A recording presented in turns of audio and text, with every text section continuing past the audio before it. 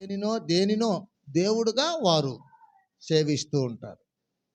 అందులో కొంత చర్చికి వెళ్తున్నటువంటి వ్యక్తులు కూడా అలాంటి వాళ్ళు లేకపోలేదు.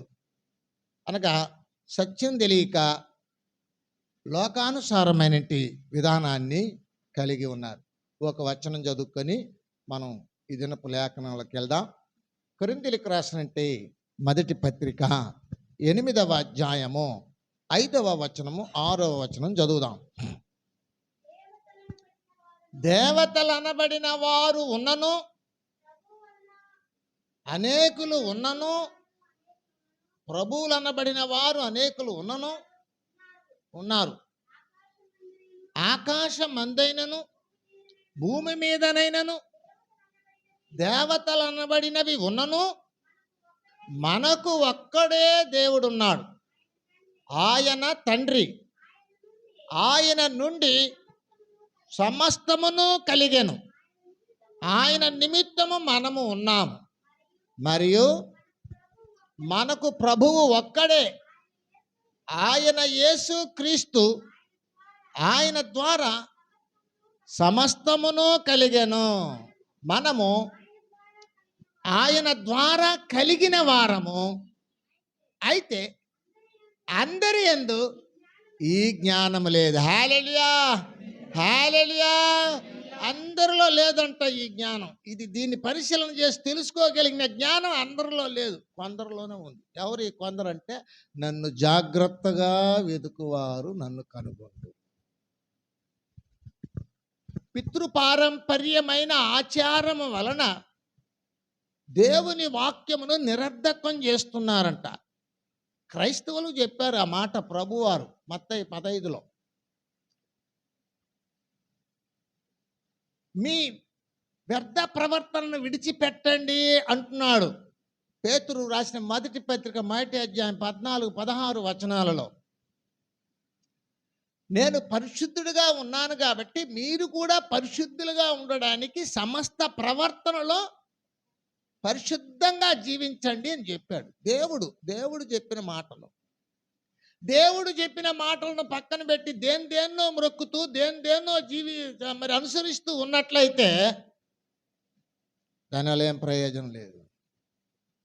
నీకు నీవే సృజించుకోలేదు, నిన్ను నీవే పుట్టించుకోలేదు, దేవుడు పుట్టించాడు. అమ్మా నాన్నలను ఇచ్చాడు, అమ్మా నాన్నల ద్వారా నువ్వు భూమి మీదకి వచ్చావు. అమ్మా నాన్నలు లేదంటే నువ్వు భూమి మీదకి రావడానికి లేదు. అమ్మా నాన్నలను పుట్టించింది దేవుడే, అమ్మా నాన్నల్లో నుంచి బయట రావడానికి మనకు అవకాశం ఇచ్చి జీవాన్ని ఇచ్చింది దేవుడే. నువ్వు అమ్మా నాన్నలను గుర్తించలేదు, అమ్మా నాన్నల పోలికతో నువ్వు లేదంటే వీడు నాకు పుట్టలేదేమో అనుకుంటారు. కొంతమంది చెప్తాం, నేను ఎర్రగా ఉన్నాను, వీడు నల్లగా ఉన్నాడు, ఏందో ఇది కర్త అని అనుకుంటారు. అమ్మా నాన్నలు ఏమనుకుంటారు తెలుసా? నా పోలికతో పుడితే బాగుంటారు అని అనుకుంటారు. అప్పుడు దానికి మంచిగా ఫీల్ అవుతారు. కలర్ కావచ్చు, రూపం కావచ్చు. ఇవన్నీ కాకుండా గుణగణాలు లేదనుకో, మాకు లేదు ఇటువంటి గుణం, మా గుణం వేరు, వీడు ఏందో మా కడుపును చెడబుట్టినారని చెప్తారు. అంటే అమ్మా నాన్నలు ఏమనుకుంటారంటే వాళ్ళ కలర్ లాగా ఉండాలి, వాళ్ళ ఫేస్ లాగా ఉండాలి, వాళ్ళ గుణగణాలలాగా ఉండాలి అని కోరుకోవడంలో తప్పు లేదు, కరెక్టే, న్యాయమే. మరి సృష్టికర్త అయిన దేవుడు అలాగే కోరుకోవడం తప్పే ఉంది? అలాగ ఉండడానికే కదా ఆ యొక్క గుణగణాలు, ఆ సారూప్యము, ఆ యొక్క కలరు, రూపము అంతా పోయిందంట ఏదైనా తోటలో. అందువలన ఆయన సారూప్యములోనికి మనం రావాలి. రోమా 8:29 చదువుదాం. రోమా 8:29. ఎందుకనగా తన కుమారుడు అనేక సహోదరులలో జ్యేష్ఠుడగినట్లు దేవుడు ఎవరిని ముందుగా ఎరిగెనో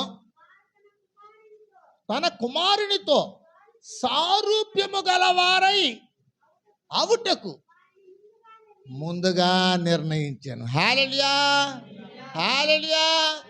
ఇప్పుడు అందరూ మన బంధువులందరూ కూడా బయట ఉన్నారు. వాళ్ళందరూ ఇంకా ప్రభువుని ఎరగల. మనం ముందుగా ఎరిగినాం ప్రభువుని.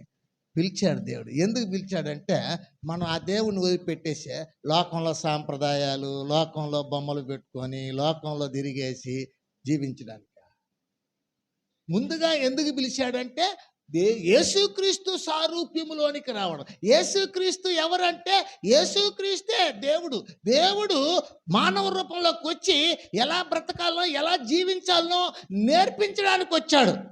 మార్గదర్శకుడు ఆయన. పరలోకానికి మార్గదర్శకుడు ఆయన. మనకు ఆయనే మార్గం. ఆయన గుణగణాలు అంతా ఆయన క్షమించండి అని ఆయన ముందుగా క్షమించి మీరు కూడా అలా బ్రతకండి అన్నాడు. హల్లెలూయా. నాయన తగ్గింపు కలిగి ఉండండి. ఇదిగో నేను పాదాలు కడిగినాను, మీరు కూడా అలాగే కడుక్కోండి. నేను ప్రేమించాను, మీరు కూడా అలా ప్రేమించండి. మాదిరి ఉంచిపోయాడు. ఆయన దూషింపబడి బదులు దూషింపబడలేదు. ఆయన మన కొరకు మాదిరి ఉంచిపోయాడు. ఇలా చాలా విషయాలు చెప్పాడు. ఆయన ఎలాగూ చనిపోయి తిరిగి లేచాడో అలాగూ నీవు కూడా చనిపోయి తిరిగి లేయాలి. అది నీకు మాదిరి ఉంచాడు. అందుకోసం ముందుగా పిలిచాడు. నీవు వచ్చావో, ప్రభు సంఘంలో చేరావో, మరలా నీవు విగ్రహాల జోలికి పోకూడదు. ఆ సాంప్రదాయాల జోలికి పోకూడదు. మీ బంధువులు కావచ్చు, మీ ఇరుగు పొరుగు వారు కావచ్చు, నీకు ఇష్టం కావచ్చు, నీకు కష్టం కావచ్చు, బలవంతంగా ఏ విధము చేతనైనానో నీవు తెలుసుకునేది కరెక్ట్గా ఉండగలిగితే నువ్వు మరలా అలాంటి విషయాలకు వెళ్ళవు. నువ్వు ఇంకా క్రీస్తును గూర్చిన జ్ఞానం ఇంకా లేదంటే నీవు దేవుణ్ణి పక్కన పెట్టి దెయ్యాన్ని మొక్కుతావు.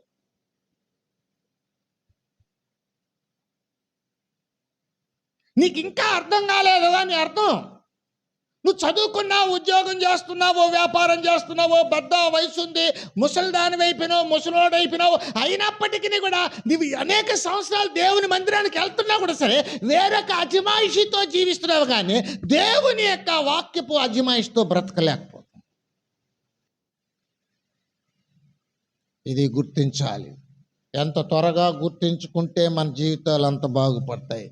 ఆలస్యం అమృతం విషం. ఆయన ఆలస్యము చేయక త్వరగా వచ్చుచున్నాడు. అంచేత మనము ప్రతి ప్రభుదినంలో ప్రతిసారి సేవకులను సంధించినప్పుడంతా ఓ సత్యం నేర్చుకుంటూ ఉంటాం. వేళాకోళపు జీవితాలు 10 మందికి నచ్చేది, నీకు నచ్చేది కాదు. దేవునికి నచ్చేదే నువ్వు చేయాలి. నిన్ను ఆయన పోలికతో పుట్టించాడు, ఆయన కొరకు పుట్టించాడు, ఆయన ద్వారా పుట్టించాడు, ఆయన నిమిత్తం పుట్టించాడు. ఆయన ఎరిగినప్పుడు ఆయన నీ కొరకు వస్తాడు, నీ ఇంట్లోకి వస్తాడు, నిన్ను ఆయన ఎత్తుకుంటాడు, నిన్ను ఆశీర్వదిస్తాడు, నీ సమస్తమును సరిచేస్తాడు, నిన్ను పరలోకంలో చేరుస్తాడు. అంచేత ఆయన మీద దృష్టి పెట్టాలని ప్రభువాక్యంలో మనకు తెలియచేస్తున్నాడు. హల్లెలూయా, హల్లెలూయా. గృహ నిర్వాహకపు పని విషయములో గతించిన వారం మనం కొంత వాక్యం నేర్చుకొని మిగిల్చిపెట్టి వెళ్ళాము. గృహ నిర్వాహకత్వపు పని అంటే నీ యొక్క కుటుంబం మెయింటైన్ చేసే పనిని దేవుడు నీకు ఇచ్చాడు. చాలామంది ఈ పని కావాలని కోరుకుంటారు. నేనే మెయింటైన్ చేస్తా, నేనే మెయింటైన్ చేస్తా, నేనే మెయింటైన్ చేస్తా. చేయవచ్చు, కానీ నువ్వు చేసే మెయింటైన్లో నీ కుటుంబం పాడైపోయేటట్టుగా నువ్వు చేసుకోకూడదు. నువ్వే కదా మెయింటైన్ చేస్తున్నావు. నీ భార్యను మెయింటైన్ చేస్తావు, నీ భర్తను మెయింటైన్ చేస్తావు, నీ పిల్లలను మెయింటైన్ చేస్తావు, నీ తల్లిదండ్రులను మెయింటైన్ చేస్తావు, అందరినీ మెయింటైన్ చేస్తావు. అందరూ సంపాదించి నీ దగ్గర ఇవ్వాలని కోరుకుంటావు. ఒక స్త్రీ అంటుంది, మా ఆయనకి ఏం తెలియదు, అమాయకుడు ఆయన, ఊరికే శరీరం మాత్రమే బారుగా ఉండదు, బుర్ర లేదు ఆయనకి. నేనైతే తెలివిగా చేస్తా, నేను కాకపోతే ఈ కుటుంబాన్ని ఎవరు వెళ్ళెదుతారు అని తన్ను గురించి హెచ్చించుకుంటుంది అనమాట. భర్త అనుకుంటాడు, అది పిచ్చిది. ఆ భాషలు చెప్పినాను, ఆ భాష వాళ్ళు మాట్లాడే భాష చెప్పాను, నా భాష అది కాదు. అది పిచ్చిది, నేనేం చెబితే అంతే, నేను ఏం చేయమంటే అదే చేస్తుంది. కాబట్టి మెయింటైన్ తెలీదు, ఏదో ఇచ్చినామా తెల్లారి తలేసి పెరుక్కొని పోతున్నాము. హల్లెలూయా. ఇప్పుడు క్రొత్తగా ఏంటంటే అమ్మా నాన్న మైనస్, పిల్లలే ప్లస్. అంటే ఈ పిల్లలు మెయింటైన్ చేయాలన్నమాట. వాళ్ళు అమ్మా నాన్న వాళ్ళు ఎటువంటి వాళ్ళు అంటే వాళ్ళ మీద భారం ఉండకుండా, వాళ్ళు రిస్క్ లేకుండా పిల్లల మీద బారేసేది. వీళ్ళకేమో తెలిసిపోయినట్టుగా. వీళ్ళకి ఏం తెలుసు? పిల్లలకి ఇంకా పాఠాలు నేర్చుకునే వయసులో కుటుంబ భారాలు వాళ్ళ మీద బారేస్తే వాళ్ళు వెళ్ళవలసిన గమ్యమును అనగా వాళ్ళు అభివృద్ధి చెందవలసిన ఆ యొక్క వృత్తి కావచ్చు, చదువు కావచ్చు, ఉద్యోగము కావచ్చు, ఇంకా ఏదో వాళ్ళకి వయసు వచ్చేంత వరకు లేదా అవకాశం దేవుడిచ్చేంత వరకు వాళ్ళు పెట్టడలా, ముందుగానే బాధ్యత ఇచ్చేస్తారు వాళ్ళకి. వాళ్ళు డబ్బులు ఎంచుకోవడం, వాటిని పెట్టడం, దీన్ని చేయడం, దాన్ని చేయడం, దీన్ని చేయడం. ఈ బిజీలో ఉండిపోయి దేవుణ్ణి మర్చిపోతున్న కుటుంబాలు చాలా ఉన్నాయి. హల్లెలూయా. మన తల్లిదండ్రులు, మా తల్లిదండ్రుల పరిస్థితి ఏంటంటే, మాది వాళ్ళు చెప్తుంటారు చూడు, బరిగుడ్లు వక్కాకులు వేసుకునే కాలం అని చెప్తుంటారు చూడండి, లోక సామెత. అట్లాంటి కాలపోవడం మేము. ఇప్పుడు కాలం ఏంటంటే నేరుగా తీసుకొని పోయి అంగిట్లో వదిలేసి దీన్ని ఏ డ్రెస్ సెలెక్ట్ చేసుకుంటే ఆమె అలాంటి డ్రెస్ సెలెక్ట్ చేసుకుంటుంది. తెలియదు, ఎందుకంటే జిగేలు మనింది కాబట్టి ఆ హవ్వకి అది చూస్తుంటే కన్నులకు రమ్యముగా ఉన్నది. అంతే, ఇది కావాలి నాకు, అది తీసిస్తే తీసుకుంటా, లేదంటే నేను వెళ్ళిపోతాను. అది ఎంతన్నా ఉన్నాయి, 1000-2000 ఉన్నాయి, ఎంతన్నా ఉన్నాయి, తీసిచ్చి ఏం చేసాం? బిడ్డల కొరకు కదా మేము బతికేది, ఆ బిడ్డల కొరకే కదా కష్టపడుతున్నామ్మా, చేస్తాం. మెయింటెనెన్స్ లోపం. ప్రభు అలా చెప్పలేదు కదా. పడుకునేటప్పుడు, కూర్చునేటప్పుడు, లేచేటప్పుడు దేవుని గురించి నేర్పించాలి. ప్రభు శిక్షలో, ప్రభు బోధలో నేర్పించాలి. కోపము రేపక నేర్పించాలి, అణిచివేసేయాలి. సువార్త అనబడే నీళ్లు కోపం అనే అగ్నిని అట్లాగే అణిచేస్తుంది, చల్లేస్తే నీళ్లు. ఎందుకు అలా అట్లా అంటే కోపము అపవాది స్వభావము. అంచేత యేసు ప్రభుని ఎరిగిన వారు యేసు ప్రభు ఏ విధముగా మనకు బోధించాడో ఆ విధముగా జీవితాన్ని గట్టాలి, ఆ విధముగా గృహ నిర్వాహకత్వపు పనిని కలిగి ఉండాలి. మంచి గృహ నిర్వాహకపు పని కలిగి ఉన్నామా? ఈవెన్ నీ గుడారం అనబడే శరీరము ఒక గృహం, దానిని మెయింటైన్ చేసుకునే దానికి కూడా నువ్వు చక్కగా తెలిసిపెట్టుకో ఉండాలి. ఎందుకు? ఆత్మ సిద్ధమే కానీ శరీరం బలహీనం అవడం వల్ల ఆత్మను చంపేస్తుంది. కాబట్టి ఈ ఆత్మను భద్రంగా కాపాడి నమ్మకమైన దేవుని చేతిలో పెట్టాలంటే ఈ శరీరాన్ని ఏం చేయాలంటే విచ్చలవిడిగా వదలకూడదు, శరీర కోరికలను రేపుకోకూడదు, దాన్ని అదుపులో తీసుకోవాలి. పౌలు గారు అదే చేశారంట. నేను అందరికీ బోధించి నేను పడిపోతాను ఏమో అని నా శరీరమును లోపరుచుకుని దానిని నలగొట్టుకుంటానుకున్నాను అంటున్నాడు. అందుచేత మనము గమనించవలసిన వారమై ఉంటాం. ప్రభు సమీపముగా ఉన్నాడు, ఆయన త్వరగా రాబోతున్నాడు. ఆయన రాబోతున్నట్టు ఈ సమయం కంతా కూడా ప్రతి వ్యక్తి గృహ నిర్వాహకత్వపు పనిని చక్కగా చేసి ప్రభు చేతికి అప్పగించాలి. అది మంచివైనను సరే, చెడ్డవైనను సరే, క్రీస్తు రాకడ సమయంలో న్యాయపీఠం ఎదుట ప్రతి వారు నిలబడాలనేది వాస్తవం. ప్రతి సేవకుడు, ప్రతి సంఘములో ఆ యొక్క సువార్తను ప్రకటిస్తూనే ఉంటారు. రాబోతున్నాడు.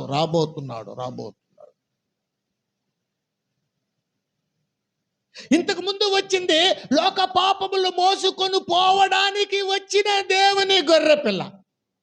హల్లెలూయా. ఇప్పుడు రాబోతున్నది ఏంటంటే యేసు రాజుగా వచ్చుచున్నాడు, భూలోకమంతా తెలుసుకుంటారు. యేసు రాజుగా వచ్చుచున్నాడు, భూలోకమంతా తెలుసుకుంటారు. రవి కోటి తేజుడు రమ్యమైన దేవుడు, రవి కోటి తేజుడు రమ్యమైన దేవుడు రారాజుగా వచ్చుచున్నాడు. యేసు రారాజుగా వచ్చుచున్నాడు. యేసు రాజుగా వచ్చుచున్నాడు. భూలోకమంతా తెలుసుకుంటారు. మేఘాల మీద యేసు ఉన్నాడు. మేఘాల మీద యేసు వచ్చుచున్నాడు. పరిశుద్ధులనందరినీ తీసుకుపోతాడు. పరిశుద్ధులనందరినీ తీసుకుపోతాడు. మోయబడు ఈ సువార్త మోయబడు, వాక్యమే కరువగును. యేసు రాజుగా వచ్చుచున్నాడు. లోకమంతా తెలుసుకుంటారు. యేసు రాజుగా భూలోకమంతా తెలుసుకుంటారు. హల్లెలూయా. ఎప్పుడు ఆరాధన, ఎప్పుడు స్తోత్రాలు. ఈ పాటలు కాదు, హెచ్చరికలతో కూడిన పాటలు, సువార్తకు సంబంధించిన పాటలు, సందర్భాన్ని బట్టి వాక్యాన్ని పాటల రూపంలో పరిశుద్ధాత్మ దేవుడు దైవజనుల ద్వారా రచించిన పాటలు. అన్ని కోణాలలో నీవు దేవుని వాక్యాన్ని అనుభవించాలి. అందుకోసం అన్ని పాటలు కూడా నేర్చిపెట్టుకోడు. నువ్వు ఒకే పాట నేర్చుకోనుకో, నువ్వు మాంసం కూరే తిన్నావనుకో, త్వరగా మాంసం కూర తినడానికి కూడా రాదు. అట్లా అన్ని కోణాల్లో, ఒక కోణంలోనే నీవు నైపుణ్యత కలిగి ఉన్నావనుకో, ఆ కోణాల్లోనే దేవుని బిడ్డలను రక్షించడానికి ఉపయోగపడతావు. మరెన్ని కోణాలు నీకు తెలియదు. ప్రార్థనే చేస్తావు అనుకో, ప్రార్థనే చేస్తావు, వాక్యం చెప్పలేవు. వాక్యమే చెప్పినావనుకో, ప్రార్థన తెలియదు, దైవ కార్యం జరగదు. హల్లెలూయా, హల్లెలూయా. అన్ని కోణాల్లో యేసయ్య రాబోతున్నాడు. మన గృహ నిర్వాహకత్వపు పనిని పరీక్షించబోతున్నాడు. నువ్వు ఏ వయసులో ఉన్నా, ఏ స్టేజ్లో ఉన్నా, నువ్వు లెక్క దేవునికి ఒప్పజెప్పవలసినదే. నాకు తెలియదు, నాకు చిన్న వయసు, నాకు తెలియదు, నా భార్య మెయింటైన్ చేసింది, నా భర్త మెయింటైన్ చేసినాడు, మా పెద్ద ఆయన చెప్పాడు, మా చిన్నవాడు చెప్పాడు. అవన్నీ లేదు. అవన్నీ ఊరికే లోకంలో చెప్పుకునేదానికి పనికి వస్తుంది.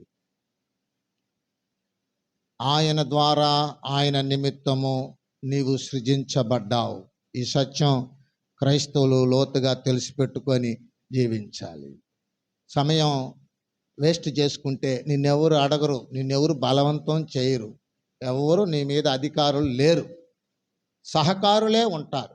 పక్కనోడు కూడా చెప్తే అది సహకారం. చర్చికి వాళ్ళది ఏమి అంటే అది ఒక సహకారం, అది ఒక నిన్ను హెచ్చరిక చేసి నడిపించడానికి, అంతే.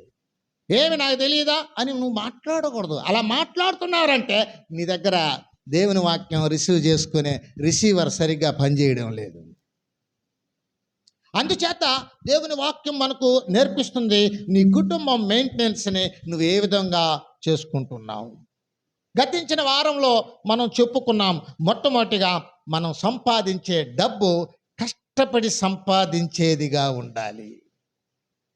గృహ నిర్మాణ మెయింటైన్ కొరకు నువ్వు ఎన్ని వస్తువులు కొన్నా, ఎన్ని డబ్బులు సంపాదిస్తున్నా, ఎన్ని పొలాలు కొన్నా, ఎన్ని బిల్డింగ్లు కట్టినా, ఎన్ని కారులు కొన్నా, ఎన్ని పదవులు ఉన్నా, ఎన్ని చదువులు చదువుకున్నా, ఏది చేస్తున్నా, ఏ టు జెడ్ నువ్వు వాడుకునే ప్రతి డబ్బు న్యాయ సంపాదన అయినదే ఉండాలి.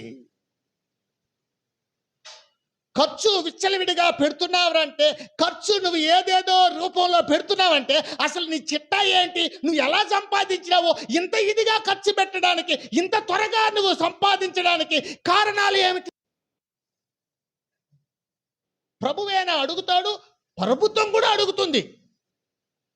ప్రభుత్వం కూడా నువ్వు ఏదైనా ఒక ఉద్యోగం చేస్తావు అనుకో, వెంటనే ఒక పెద్ద బిల్డింగ్ కట్టి అయినా అనుకో, ప్రభుత్వానికి నీ మీద ఏదైనా అనుమానం వచ్చినట్టే వెంటనే ఏం చేస్తారంటే దాన్ని ఎంక్వైరీ చేసి పెట్టేస్తారు. నీ ఉద్యోగం ఎంత, నీ జీతం ఎంత, 10,000, నువ్వు ఇంత ఆస్తి నీకెట్టొచ్చింది.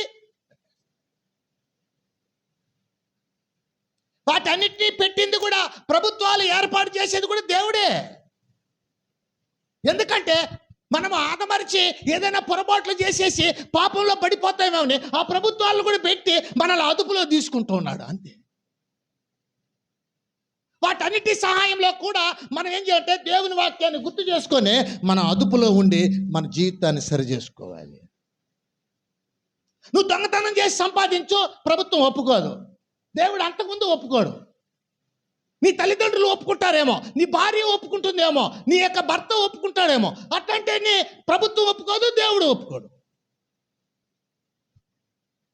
చూసారా? కాబట్టి నీ సంపాదన ఎలా ఉండాలంటే, నేను కోడి పందాలు ఆడినాను, నాకు 2 లక్షలు వచ్చిందంటే కోడి పందాలు ఆడకూడదని ప్రభుత్వం నివారిస్తుంది. ఎందుకంటే అది ఒక జూదం. నేను గేమ్లు ఆడినాను, నాకు డబ్బు వచ్చింది, నేను లాటరీ ఆడినాను, నేను కాటన్ రాశాను, నేను ఇది చేసి, ఇది నీ కష్టార్జితం కాదు. దానిని అనుభవించడానికి నీకు అర్హత లేదు. నువ్వు కష్టపడి సంపాదించిన దాంట్లో, వచ్చిన దాంట్లో సంపాదించు. నువ్వు పరిశుద్ధుడివి, పరలోకానికి వెళుతావు. నువ్వు వడ్డీ వ్యాపారాలతో సంపాదించకూడదు. హల్లెలూయా. కీర్తనలు 15 కీర్తన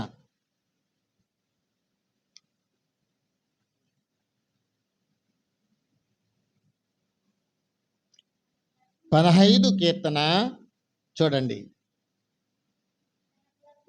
తన ద్రవ్యము వడ్డీకి ఇవ్వడు, నిరపరాధిని చంపుటకు చెరుపుటకై లంచము పుచ్చుకొనడు. ఇట్టి ప్రకారము చేయువాడే ఎన్నడను కదల్చబడడు. నువ్వెందుకు చర్చికి వెళ్తున్నావు?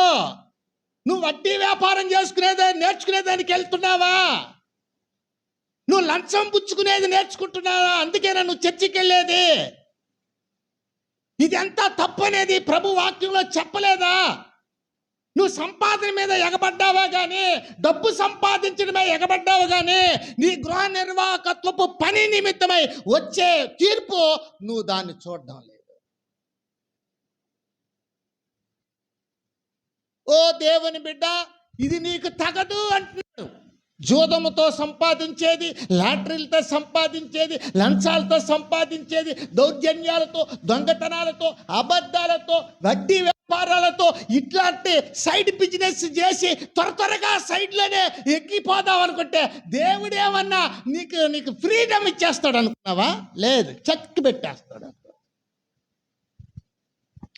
ఏది అనుభవించడానికి మొత్తం జుట్టు ఎత్తుకొని పోయి డాక్టర్కి ఇచ్చేస్తావు. మొత్తం జుట్టు ఎత్తుకొని పోయి ఎవడో ఒకడు కొట్టేస్తాడు. బంగారోడికి ఎత్తుకొని పోయి ఇచ్చేస్తావు. బంగారోడి దగ్గర ఇచ్చేసి సగం తెచ్చుకుంటావు. 1,00,000 ఇస్తావు, 50,000 తెచ్చుకుంటావు. మరుసటి రోజు పెట్టేటప్పటికి 50,000 కప్ప తినేసింది. ఆ జ్ఞానం లేదు. హల్లెలూయా. దాన్ని ఏమంటారు తెలిసిన? మునిగిపోయిందంట. వీళ్ళు ఎందుకు వేసేసినారు నీళ్ళల్లో? మునిగిపోయేటట్టుగా ఎందుకు వేసేసినారు? నీ సంపాదన, నువ్వు క్రైస్తవుడు కదా, క్రీస్తుని ఎరిగినావు కదా, పరిశుద్ధుని యొక్క బిడ్డ కదా, నువ్వు పరిశుద్ధంగా బ్రతకడమే చూడాలి కానీ సమస్త ప్రవర్తనలో పరిశుద్ధంగా ఉండాలని చెప్పాడు. నువ్వు అది పక్కన పెట్టి ఏదేదో వేళాకోళం చేస్తే నీకు పరలోకం ఇచ్చేస్తాడా? ఎలా ఇస్తాడని ఏమారిపోతావు నువ్వు? అలా ఏమారిపోవడానికి కాదు కదా నిన్ను పిలిచింది. నువ్వు తెలివిగా బ్రతకడానికి పిలిచాడు సంఘానికి. నువ్వు తెలివిగా బ్రతకాలి. నీవు, నీ కుటుంబము, నీ పిల్లల తరముల వరకు నువ్వు పరిశుద్ధంగా బ్రతకాలి, పవిత్రంగా బ్రతకాలి, దేవుని ఆస్తిని అనుభవించాలి. నీకు ఇక్కడ లేదు ఆస్తి, నీకు అక్కడ ఉంది ఆస్తి.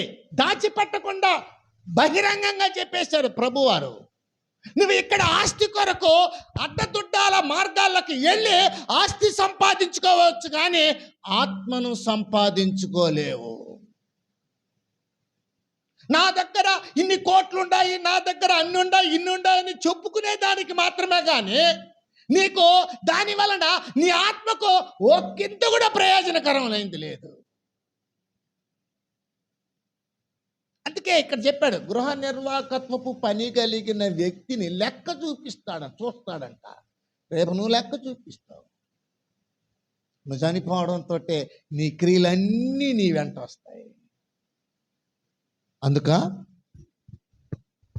పిలిచి అయ్యా రండి రండి, ప్రయాసపడి భారము మోసుకొనుచున్న సమస్త జనులారా మీకు విశ్రాంతినిస్తానని పిలిస్తే అందాళ్ళ క్రైస్తవులు పిలుచుకుంటున్నారా? ఎప్పుడు చూసినా అడుక్కుంటారు, ఒకసారి రండి చర్చికి రండి అని పిలుచుకుంటారు. మాకు ఇష్టం ఉండాలి కదా, మా అమ్మకు మాకు ఇష్టమైతే మేము రావా? ఎందుకు అడుక్కునేది అంటే అడుక్కుంటారు, అడుక్కొని కూడా చెప్తారు. అమ్మ నాన్న అడుక్కుంటారు, రే నాయన వద్దురా, వాళ్ళ జోలికి పోబాకరా, వాళ్ళు కొట్టేస్తారా, చంపేస్తారా, తాగబాకరా, ఒళ్ళు పాడైపోతుందిరా, ఒరే ఎందుకురా ఇట్లాంటి పనులు, అట్లాంటి పనులు, చదువుకొనైనా బాగుంటావు. అమ్మ నాన్న అడుక్కోలా? ఆయనే తల్లి, ఆయనే తండ్రి. ఆ ప్రేమ నీకు అర్థం అవ్వాలంటే, ఆ యొక్క రక్తపాసం నీకు అర్థం అవ్వాలంటే, నీవు ఆయన దగ్గరికి వెళ్తూ ఉంటే, ఆయనతో సహవాసం చేస్తే ఆయన ప్రేమ నీకు అర్థమవుతుంది. ఎప్పుడు చూసినా విలాసవంతమైన జీవితం కొరకు విచ్చలవిడితనమైన సంపాదనకి ఎగబడే అనేక మంది ఏం చేస్తున్నారంటే గృహ నిర్వాహక పనిలో ద్రోహం చేసుకుంటుంటారు. వాళ్ళే ద్రోహం చేసుకుంటారు. ఎవరు చేయరు వాళ్ళకి ద్రోహం, నిన్ను ఎవరు అడగరు. ఎందుకంటే నీవు వెళ్ళిపోతుంటావు. ఇంట్లో నలుగురు ఉండారు అనుకోండి, ఒకరు పురుషుడు పనికి వెళ్ళిపోతాడు, ఇంకొక ఆమె డ్యూటీకి వెళ్ళిపోతుంది, ఈ పిల్లలు చదువుకి వెళ్ళిపోతారు. ఎవరికి సంబంధాలు లేదు. ఎవరెవరు ఏమేం చేసుకొని వస్తారో, అమ్మ చూడబోయేది లేదు, నాయన చూడబోయలేదు, భార్య చూడబోయలేదు, భర్త చూడబోలేదు, ఎవరు చూడబోయేది లేదు. అంతా వాళ్ళు చేసుకున్నట్టు ఆ క్రియలను బట్టి ఒక దినం వాళ్ళకి ప్రతిఫలం అనేది అనుభవించుకుంటారు.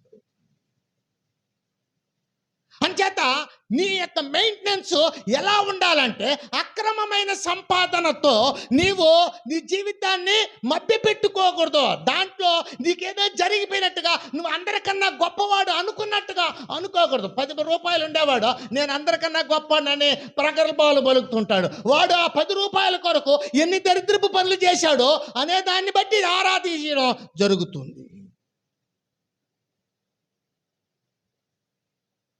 అయితే నీ గృహ నిర్వాహకత్వపు పనిలో న్యాయమైన సంపాదనతో నువ్వు సంపాదించాలి, కష్టపడి సంపాదించాలి. హల్లెలూయా. రెండవదిగా వెళ్దాం ప్రియులారా, ఒకసారి చదువుదాం. మొదటి దాంట్లో రెండవ విషయాన్ని చదువుదాం. సామెతలు 10:16.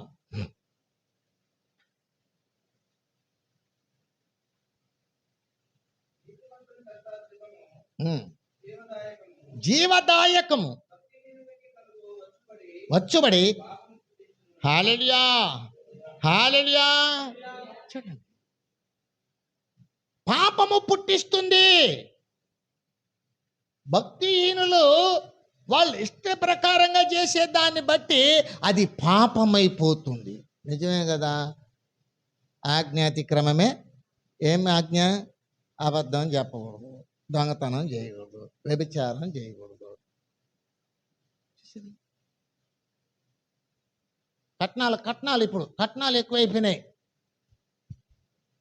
5 లక్షలు ఇస్తావా, 10 లక్షలు ఇస్తావా, మా కొడుకు ఇంత చేసినాడు, చదివినాడు, నువ్వు ఇస్తే మేము దాన్ని తీసుకొని మాకేమి ఇవ్వద్దు, నీ కూతురికి ఇచ్చుకో అంటారు. ఏంటంట? హల్లెలూయా. ఎవరికి ఇచ్చుకోవాలంట? మాకు వద్దు, మాకెందుకు, మాకుంటేదే చాలు, నీ కూతురికి ఇచ్చుకోవాలి. కూతుర్లు కూడా అట్టే అయిపోయినారు. అంతా వాడికే పెట్టినవే, మాకేం పెట్టినావంట. ఇలా కూతురుగా పుట్టే డబల్ ఆదాయం. ఒకటి అమ్మాళ్ళ దగ్గర నుంచి తీసుకొని పోవచ్చు, రెండోది ఇంటి ఆయన దగ్గర నుంచి తెచ్చుకోవచ్చు. 2 పెట్టుకొని మేమేమి గౌరవంగా బ్రతుకుతున్నాం, మేము గౌరవంగా బ్రతికే వాళ్ళం. అవును, ప్రభువు చెప్పేస్తున్నాడు గౌరవంగా బ్రతుకుతున్నామని.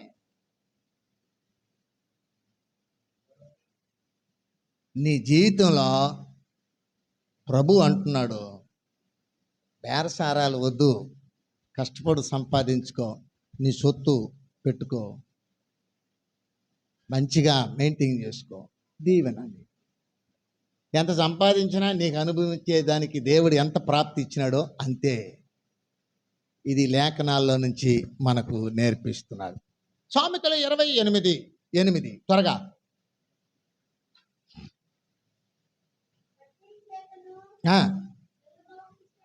దుర్లాభావము చేతను ఆస్తి పెంచుకొనివాడు కొరకు. హల్లెలూయా. 28:16 కూడా చదవండి.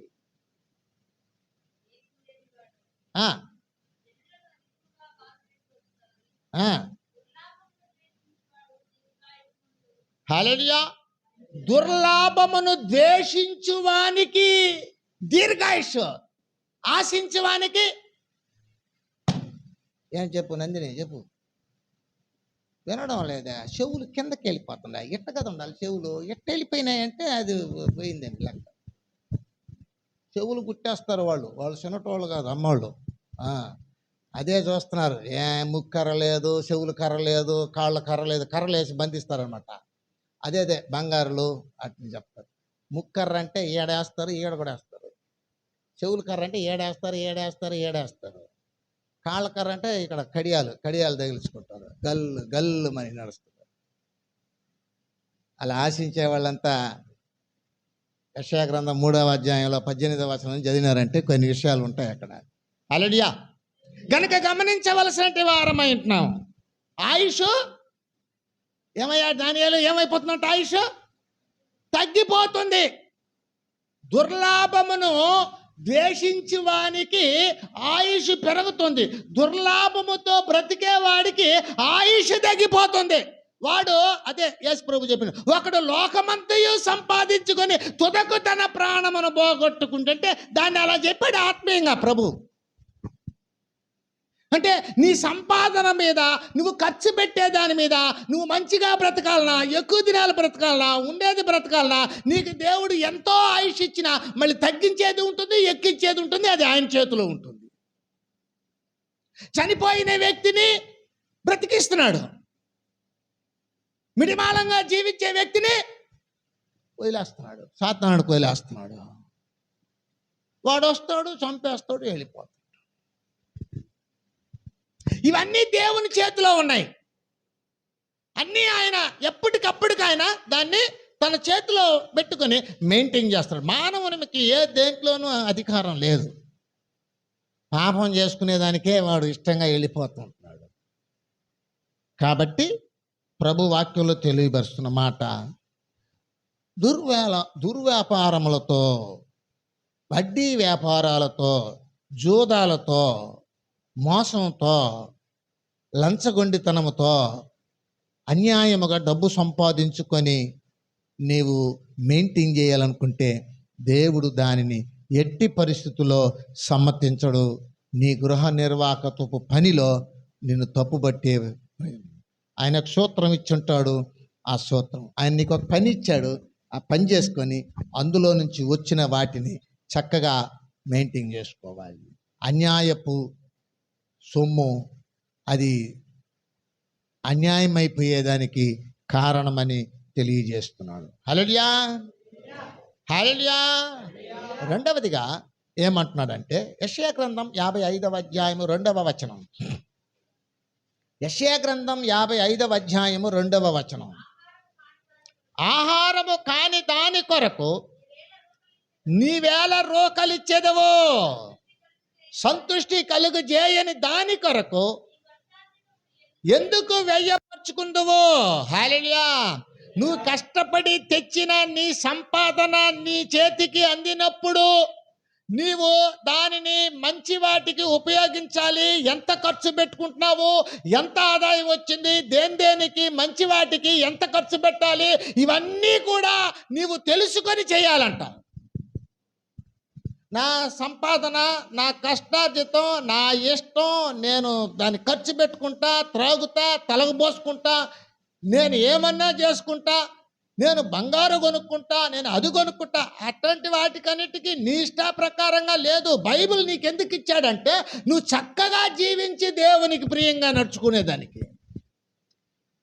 నీకు దేవుని వాక్యము లేదనుకో, పరిశుద్ధ గ్రంథము లేదనుకో, నీకు దేవుడు లేదనుకో, నువ్వు ఎలా బ్రతికినా ఎవరు పట్టించుకోరు. ఇక్కడ నీకు దేవుడు కావాలనే కదా వచ్చావో, నేను మారినాననే కదా చెప్తున్నావో, నేను ప్రభువు బిడ్డనుగా ఉండాలనే కదా చెప్పుకుంటావో, దానికి నువ్వు బాగుగా ఫీల్ అవుతున్నావు కదా. మరి అట్లయితే ఆయన ఇచ్చిన సూత్రాలను కూడా నువ్వు పాటించాలి. ఏమి బైబిల్లో అలా ఉందా, అలా చేయకూడదునా అంటే ఉన్నాయి, చూపిస్తా. ఉంటేనే కదా చెప్తారు. లోకంలో పడిపోయి, జనాలతో పడిపోయి, సంపాదన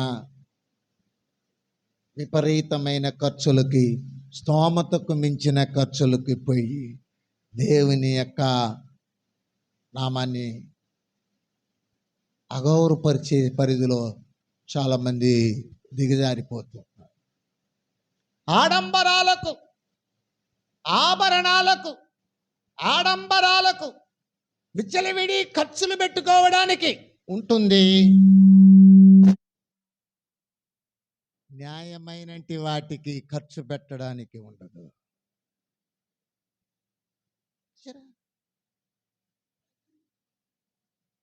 ఉపయోగకరమైన వాటికి ఉపయోగించడానికి ఉండదు. అప్పుడు పోతాం ఏడకి పోతామా? ఉండలా షేట్ల, వడ్డీ షేట్ల, వడ్డీలు ఇచ్చే షేట్లు వాళ్ళ దగ్గరకు పోయి వాళ్ళ దగ్గర అడిగి తీసుకొని వాళ్ళ దగ్గర కష్టాలు చెడ్డ పేరు తెచ్చుకుంటాం. హల్లెలూయా. కొంతమంది ఎవరెవరు ఇబ్బందుల్లో ఉన్నారా వాళ్ళు గాన మన కంట్లో పడితే వాళ్ళకి నీకు ఎంత కావాలని చెప్పి నేను ఇస్తానంటారు. ఏం ఊరికే ఇచ్చినట్టు ఉంటుంది.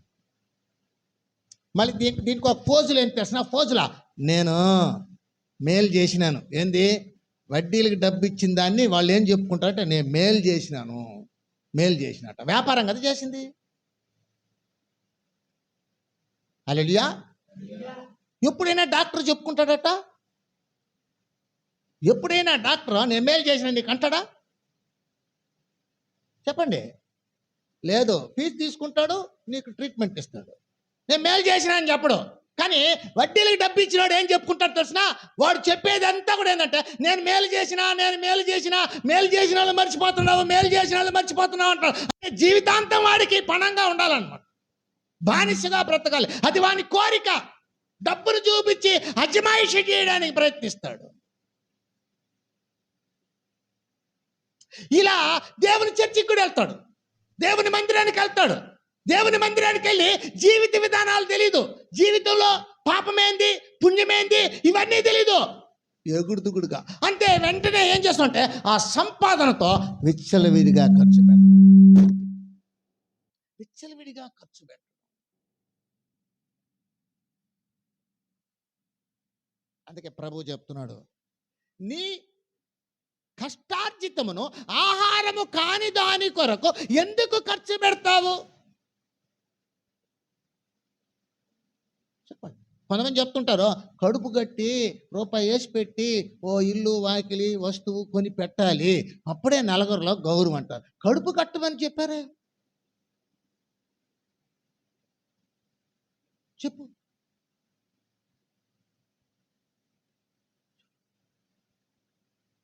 అలా చెప్పలేదే. ఇది నేరం కాదా? దేవుడు ఎందుకు చెప్పింది పని చేసుకోమని? కష్టపడి పని చేయి, తెచ్చిన దాంట్లో ప్రార్థన చేసుకో, దేవా ఆశీర్వదించను, బాగా తిను, మంచి గుడ్డ కట్టుకో, హ్యాపీగా ఉండు. మిగతాది ఉంటే ఉండి లేకపోతే పోని. దేవుడు ఇచ్చాడా? న్యాయంగా ఇచ్చాడా? నీకు ఒక మంచి ఉద్యోగం ఇచ్చాడా? ఒక 50,000 రూపాయలు సంపాదించుకుంటావా? పెట్టుకో, పొదుపుగా పెట్టుకో, చేసుకో.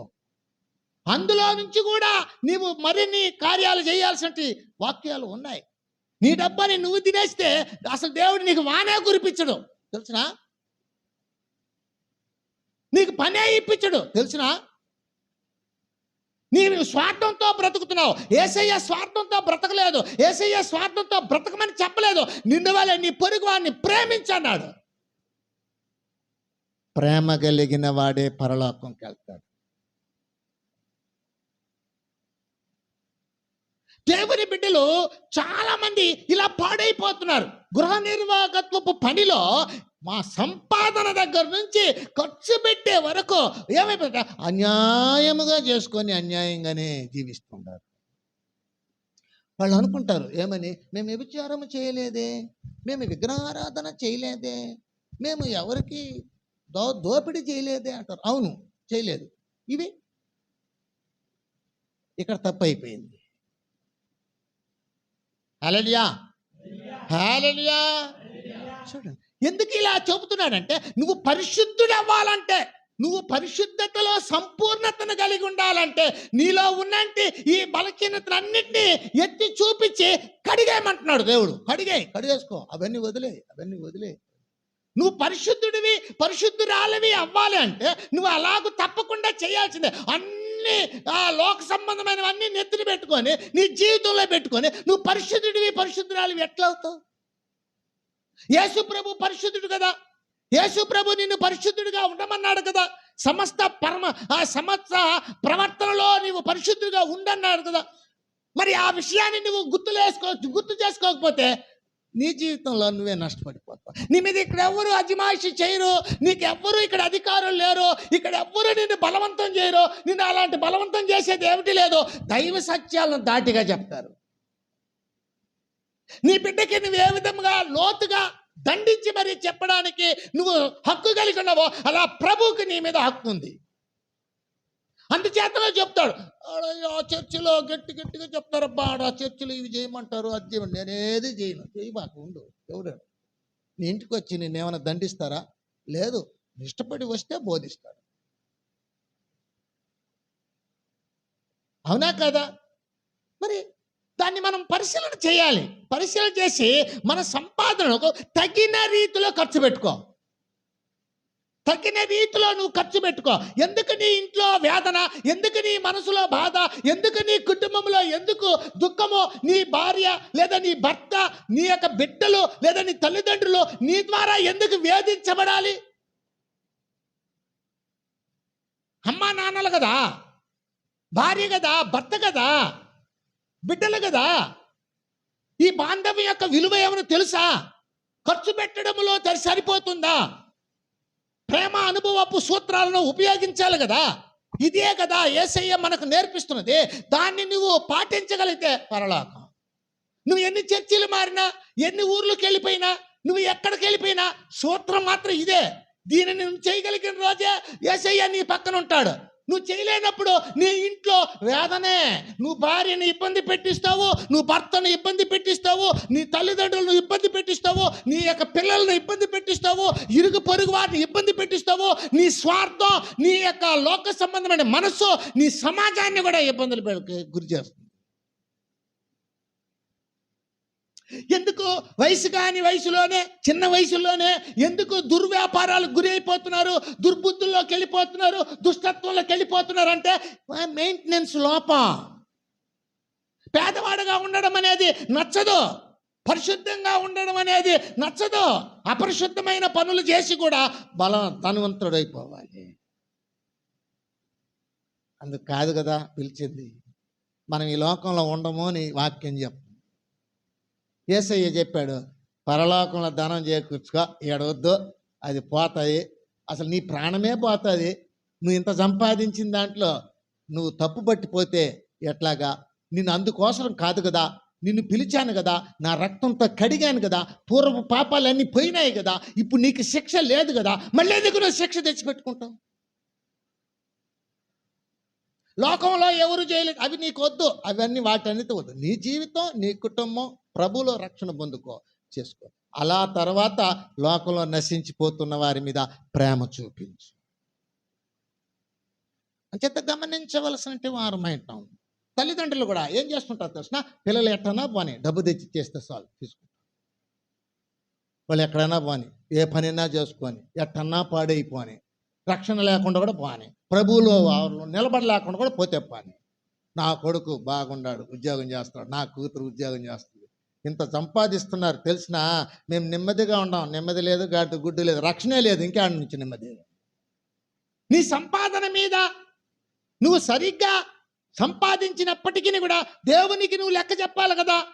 ఖర్చు పెట్టే విషయంలో, సంపాదించే విషయంలో తప్పు చేయకూడదు, ఖర్చు పెట్టే విషయంలో తప్పు చేయకూడదు.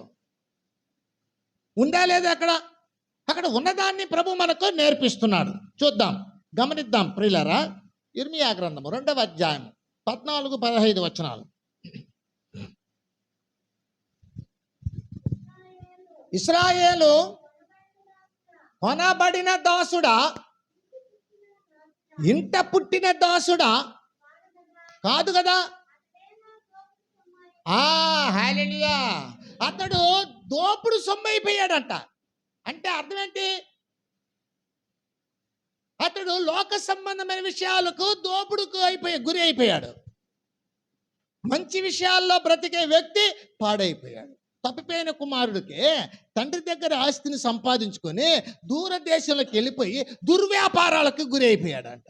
లాస్ట్కి అతను కలిగింది ఏంటి? ఎందుకు దైవజనులు నేను చిన్నప్పటి నుంచి వింటున్నాను ఈ వాక్యాలు. తప్పిపోయిన కుమారుడు కథ సండే స్కూల్లో అని చెప్తున్నారు. నాకు భలే ఆ విషయాలు విని విని విని బాగా అర్థం.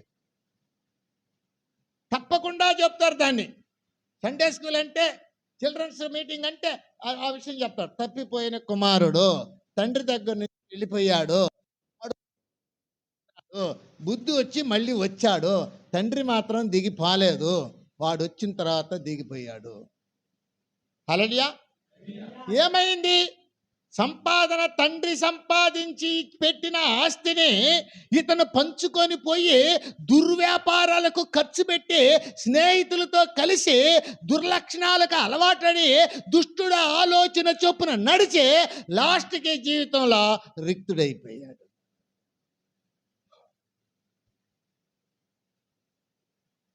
అది చెప్తాడు, వాని క్రియలు వాని వెంటబోతాయి. నువ్వు ఏమి విత్తుతావో అదే కోస్తావు. ఇది మనకు ప్రభు ప్రేమపూర్వకంగా మనకు నేర్పించే విషయం. కాబట్టి మనము మన యొక్క ఆదాయాన్ని ఏం చేయాలంటే చాలా జాగ్రత్తగా, పొదుపుగా, మంచి విషయాల కొరకు ఖర్చు పెట్టుకోవాలి. మంచి గృహ నిర్వాహకత్వపు పని ఇలా చేయాలి అనేది ప్రభు చెప్తున్నాడు. హల్లెలూయా. మొదటిదేంటి? కష్టపడి సంపాదించేదిగా ఉండాలి. రెండవది ఏమిటి? విచ్చలవిడి ఖర్చులు పెట్టుకొని నీకొచ్చిన కష్టార్జితం అయిపోయేటట్టుగా చేసుకోకూడదు. చక్కగా పేదరికంలో ఉన్న నువ్వు పరిశుద్ధుడుగానే ఉండాలి. నీ ప్రభు అన్యాయస్తుడు కాదు, తప్పకుండా నీ అవసరాలు తీరుస్తాడు. మూడవదిగా చూద్దాం, 41 ఆదికాండము 41:29.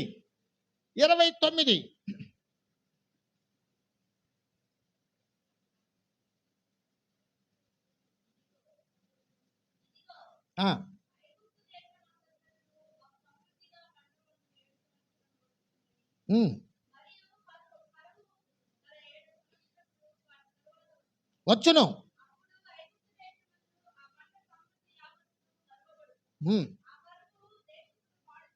హల్లెలూయా, హల్లెలూయా. మూడవదిగా చెప్పబోతుంది, నీ రాబడి అంతటి విషయములో, ఖర్చు విషయములో ప్రార్థించి దైవ చిత్తానుసారముగా ప్రణాళికలు ఏర్పరచుకోవాలి. నీ రాబడి అంతటిలో, ఖర్చు విషయములో దైవ చిత్తానుసారమైన ప్రణాళికలు ఏర్పరచుకోవాలి. హల్లెలూయా, హల్లెలూయా. నీవు సంపాదించేది కావచ్చు, ఖర్చు పెట్టేది కావచ్చు, దేవుని ప్రణాళికలతో చేయాలి అంటున్నాడు అక్కడ. ఇదిగో, ఫరో రాజ్యములో 7 సంవత్సరముల కరువు రాబోతుంది. నీ జీవితంలో రాబోయే దినాలలో కరువు రావచ్చు ఏమో. నీవు సంపాదించిందంతా అయిపోవచ్చు ఏమో. అప్పుడు నీకు చాలకపోవచ్చు ఏమో. అందుచేత ఐగుప్తు దేశంలో కరువు వచ్చినప్పుడు యోసేపు దేవుని చిత్తానుసారమైన ప్రణాళికలతో మెయింటైన్ చేశాడు. హల్లెలూయా, హల్లెలూయా. చూడండి, 7 ఏండ్ల కరువును తన ప్రణాళికలతో, తమ మెయింటెనెన్స్తో, గృహ నిర్వాహకత్వపు మంచి పనితో కరువు అంతా కూడా దేశాన్ని కాపాడడానికి మెయింటైన్ చేశాడు. వచ్చిన దాన్నంతటిని పొదుపుగా తిని, పొదుపుగా పెట్టుకొని, రేపటి అవసరాలు ఉంటాయేమో అని రూపాయి అక్కడ వేసి పెట్టి దానిని విచ్చలవిడి ఖర్చులకు ఉపయోగించుకోకుండా రేపు రాబోయే కరువులో దీన్ని ఉపయోగించాలి. అలా ఉపయోగించాడు కలల యేసేపు ఐగుప్తు దేశపు ప్రజల మధ్య. కాబట్టి 7 ఏండ్ల కరువు అవలీలగా పూర్తి చేసినప్పటికీ ధాన్యం అలాగనే ఉంది.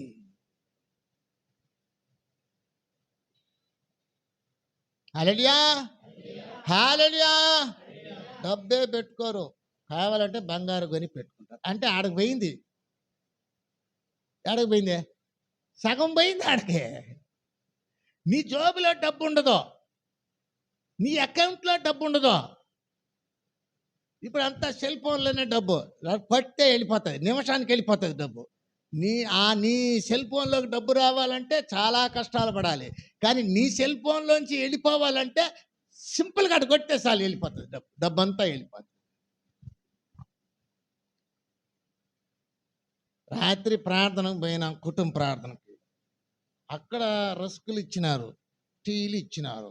చాలదా? అది తినేసి లక్షణంగా కాఫీ తాగేసి టీ తాగేసి పోవచ్చు కదా. బైబిల్లో ఉంటే 10 రూపాయలు పెరుక్కున్నాడు ఒక ఆయన. 10 రూపాయలు పెరుక్కొని పోయి పక్కింటి ఆయనకి ఇచ్చేసి ఆమెకి లాభం చేసి వచ్చాడు. 4 లేసులు ఉంటాయి దాంట్లో, అమ్మని ఉంటుంది ఆ పొట్లం, దాంట్లో 4 ఉంటాయి. నా 4కే ఆ కక్కుర్తి పడ్డాడు ఒక ఆయన. చూడు ఎటువంటి తెలివితేటలు చూడు. ఈ పెళ్లి చేస్తే పిల్లాన్ని కాపాడుతాడంటావా? కొంగులో ఉండేదాన్ని ఇప్పుకొని వెళ్ళిపోతారు అట్టేంటి వాళ్ళు. వளர்ற పైరు మొలిలే తెరిమా వளர்ற పైరు. ఇప్పుడున్నా హల్లెలూయా.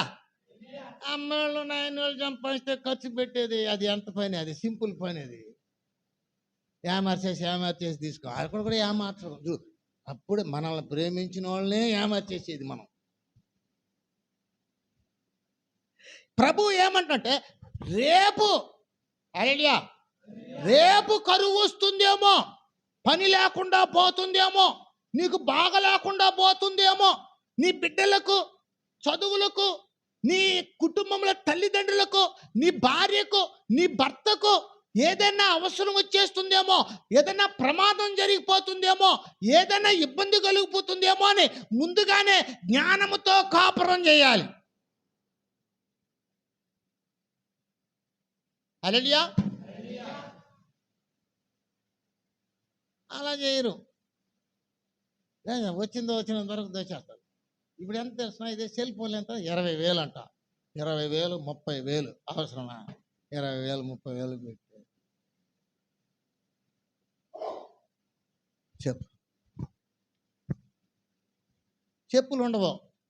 చెప్పులు ఉండవు పాదాలక, దాన్ని వచ్చి చెప్తారు చినిగిపోయేంట చెప్పులు. ఇదే తీసుకో, సెల్ ఫోన్ కూడా తీసుకో, చిన్నదిగా తీసుకో, 2,000 తీసుకో, 3,000 తీసుకో. మా చదువులకి, మా వ్యాపారాలకి, మా యొక్క దేనికి అంతా ఇదే ఉపయోగపడుతుంది. దీన్ని చెప్తారమ్మా, దీన్ని చెప్పరు. దేన్న బైబిల్ని చెప్పరు. ఇది మా బ్రతుకులకు ఉపయోగపడేదని చెప్పరు, దీన్ని చెప్పేస్తారు. సరే, నువ్వే కదా లేపు దేవునికి లెక్క చెప్పాలి, నేనే చెప్తాను. నేను పొదుపు చేయాలి, రేపు కష్టాలు వచ్చేస్తాయి. చెప్పం, తెలీదు. ఒకసారి చూడు, యాకోబు 4:15-16. యాకోబు 4:15-16 త్వరగా ముగిద్దాం. ప్రభువు చిత్తమైతే మనము బ్రతికి ఉండి ఇది చేద్దామని చెప్పుకొనవలెను. ఇప్పుడైతే మీరు డంబముల యందు అతిశయపడుచున్నారు, అతిశయమంతయు చెడ్డది. పై వాక్యం చూడండి, రేపేమి సంభవించునో మీకు తెలియదు గనుక ఆ, ఏ పాటిది కొంతసేపు కనబడి అంతలో మాయమైపోయే ఆవిరి వంటిది. హల్లెలూయా. ఇప్పుడు అందరంలా జగనన్న మంచి ఏదన్నా బాగలేదంటే జగనన్న ఆరోగ్యశ్రీ ఆరోగ్యశ్రీ ఆగి ఇంకొకటి వచ్చేసినాడు అనుక ప్రభుత్వం మారిపోయింది అనుక మొత్తం ఎత్తేస్తాడు, డబ్బు లేదు పోడే అంటూ. అప్పుడేం చేస్తారా? ఓటర్లకి ఇప్పుడు బాగా కన్ఫామ్, ఏ పార్టీ వాడు వచ్చినా మనకు వాడు చేసి తీరాల్సిందే.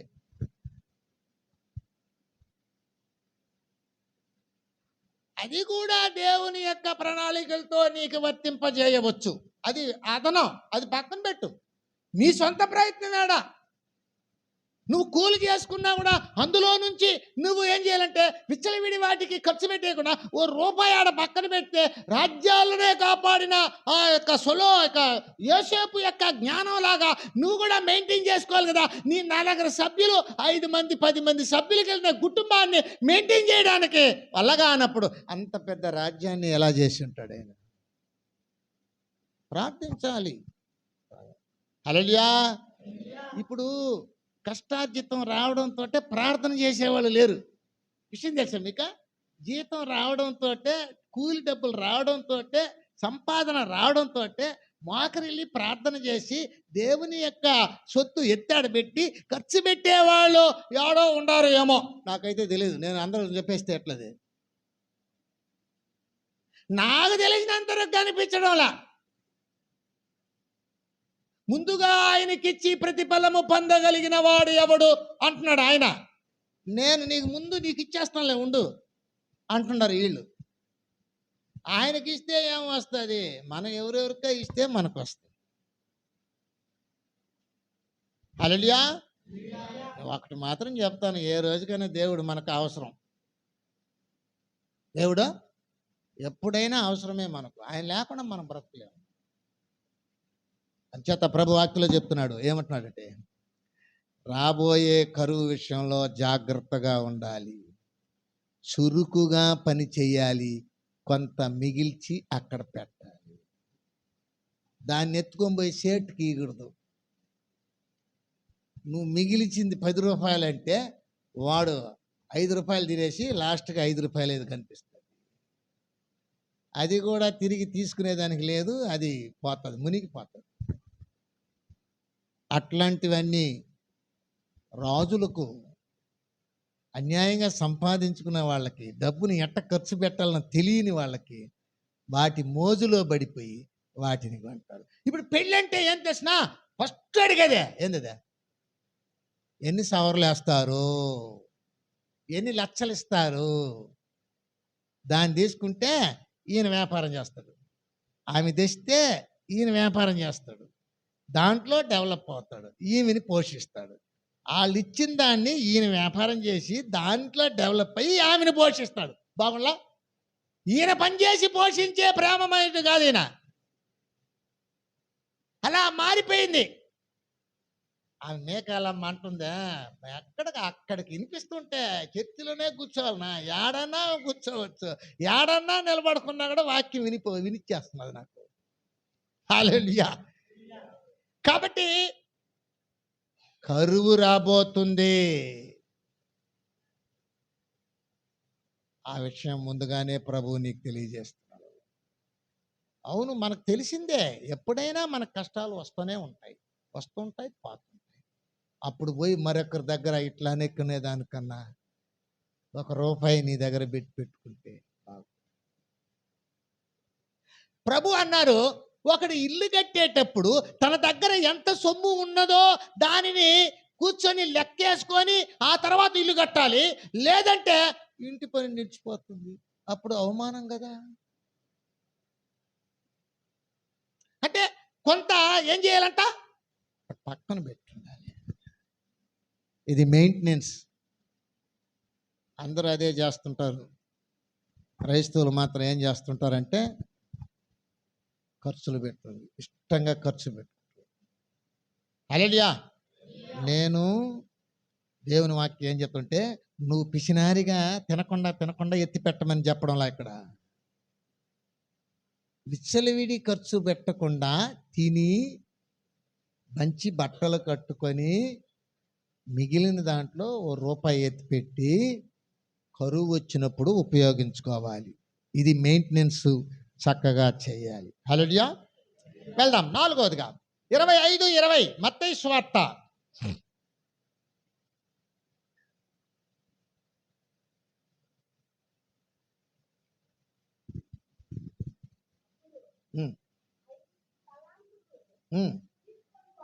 వాడు మరి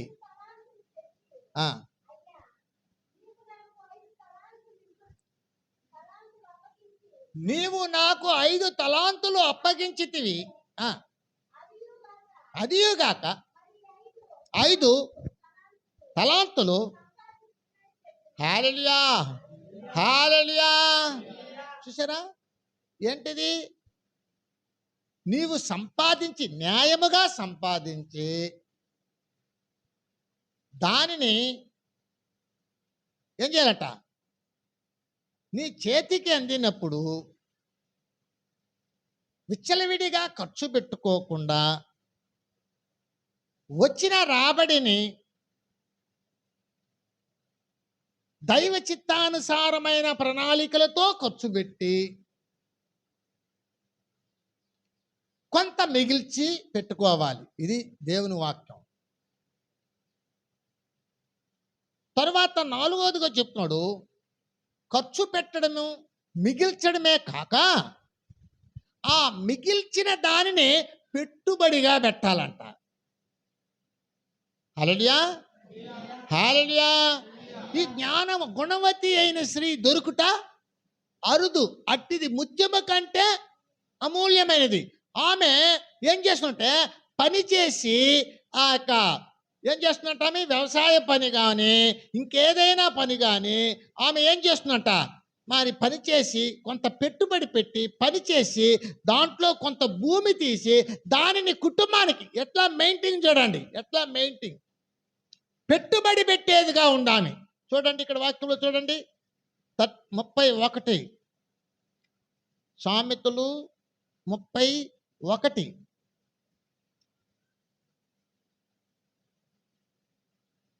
16వ వచనం. ఆమె పొలము చూచి దానిని తీసుకొనును, తాము కూడబెట్టిన ద్రవ్యము పెట్టి ద్రాక్ష తోట మొదట నాటించేను. హల్లెలూయా, హల్లెలూయా. చూసారా? డెవలపింగ్స్ కోసం ఏం చేస్తుందంటే ఆమె కూడబెట్టిన దానిని న్యాయముగా సంపాదించి విచ్చలవిడి ఖర్చుకు పోకుండా ఖర్చు పెట్టేదాన్ని దేవుని ప్రణాళికలతో ఖర్చు పెట్టి కొంత మిగిల్చి కూడబెట్టిన దానిని మరొక మంచి పనితో పెట్టుబడి పెట్టింది. హల్లెలూయా. ఉందా లేదా అక్కడ? ఆమె అలాగ చేసింది డెవలపింగ్. ఇదేంటి తెలిసిన? గృహ నిర్వాహకత్వపు పని. ఆమె పని కూడా అదే, ఆమె మెయింటైన్ చేస్తుంది ఇక్కడ.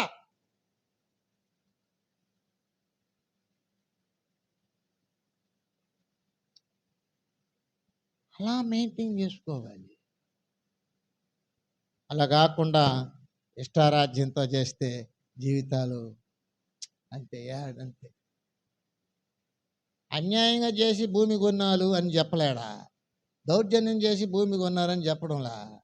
నీ కష్టార్జితములో నుంచి నువ్వు చాలా జాగ్రత్తగా నువ్వు ఖర్చు పెట్టి నీవు ప్రార్థన చేసి ప్రణాళిక, దేవుని ప్రణాళికలతో దాన్ని ఉపయోగించి కొద్దిగా మిగిల్చి దాన్ని ఎత్తుకొని పోయి ఇంకొక మంచి పనిలో పెట్టుబడి పెట్టి డెవలప్.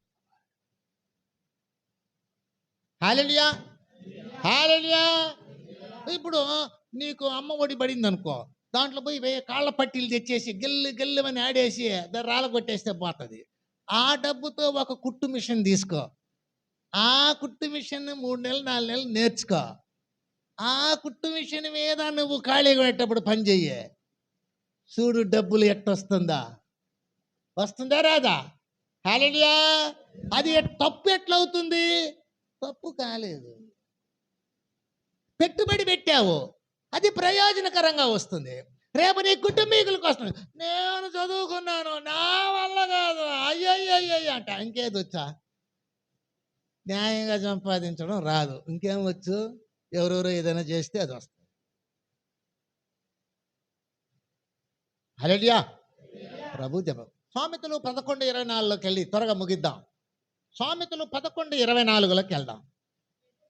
వెదజల్లి అభివృద్ధి పొందువారు కలరు, తగిన దానికంటే తక్కువ ఇచ్చి లేమికి వచ్చేవారు కలరు. హల్లెలూయా. నువ్వు వెదజల్లుతున్నావా? ఆయన అంటున్నాడు, కీర్తన గ్రంథకర్త ఏమంటున్నాడు తెలుసా? 126లో ఏమంటున్నాడు? కన్నీళ్లు విరుచుచు విత్తుతూ పోవారు, పిడికెడి విత్తనాలు విత్తుతూ పోవారు సంతోషం అనే పంటను కోస్తారు కదా. కొద్దిగా ఉండదని నిర్లక్ష్యం చేయక, కొద్దిగా పెట్టి ఇంకొంత చేసి దాన్ని ఇంకో దానికి పెట్టి అంటే మంచిగా డెవలప్ చేయి.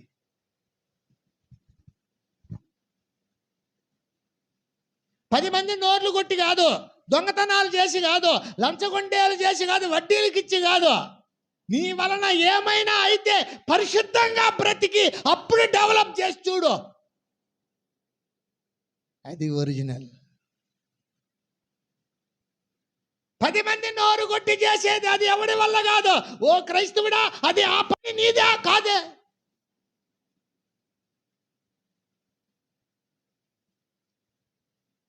కొద్దిగా దాన్ని పెట్టుబడి పెట్టు, మంచిగా నిలకడగా ఉండు, నెమ్మదిగా బలపడు, దేవునితో సంబంధం కలిగి ఉండు. దేవుని ప్రణాళిక తప్పకుండా వర్ధిల్లుతుంది. హల్లెలూయా. ఈ యోసేపుకు ఏమి పేరు తెలిసిన? ఫలించడు కొమ్మ. ఏ ఆధారము లేకపోయినా గోడ మీద ఎక్కి ప్రాకుతుంది. ఆ గోడ మీద ఎక్కి ప్రాకే శక్తి సామర్థ్యాలు ఆ తీగకిచ్చాడు ఆయన. నీకు ఏ ఆధారం లేకపోయినా, ఎవరు నీకు సపోర్ట్ చేయకపోయినా నిలబడగలుగుతావు దేవుని ప్రణాళికలతో. నాకెవరు ఉన్నారా? వీళ్ళే కదా నన్ను చూసేదా, వాళ్ళు నన్ను చూస్తారు, వీళ్ళు నన్ను చూస్తారు. ఎవరు చూడరు, వాళ్ళని చూసేదానికే నువ్వు లేదు, ఇంక నీకు నువ్వే ఇంకోని చూసే కెపాసిటీలోకి రావాలి. అందుకే ప్రభు చెప్తున్నాడు, మనుషుల మీద ఆధారపడకు, వీళ్ళ మీద ఆధారపడకు. దేవుడు నీకు ఇచ్చిన కుటుంబాన్ని భద్రంగా పెట్టుకో, డెవలప్ మంచిగా. మరొక జన్మ లేదు. మనుషులు చెప్పండి మనుషులు ఒక్క మారే మృతి పొందవలనని ఆయన సెలవిచ్చాడు. మరొకసారి పుట్టేది లేదు, ఇంకొకసారి చచ్చేది లేదు, ఒకటేసారి ఇంక లేదు మానవ జన్మ నీకు. హల్లెలూయా. హల్లెలూయా. కాబట్టి ఏం చేయాలండి? పెట్టుబడి పెట్టాలి. పెట్టుబడి పెట్టాలంటే వడ్డీలు వ్యాపారం చేసినట్ట అందరికి ఇచ్చేదంట పెట్టుబడి. నేను ఎంత కష్టపడి పెట్టుబడి పెట్టినాను తెలిసిన, అందరూ మింగేసినారు, ఈ లేదు అంట. ఆ వ్యాపారమే అటువంటిది.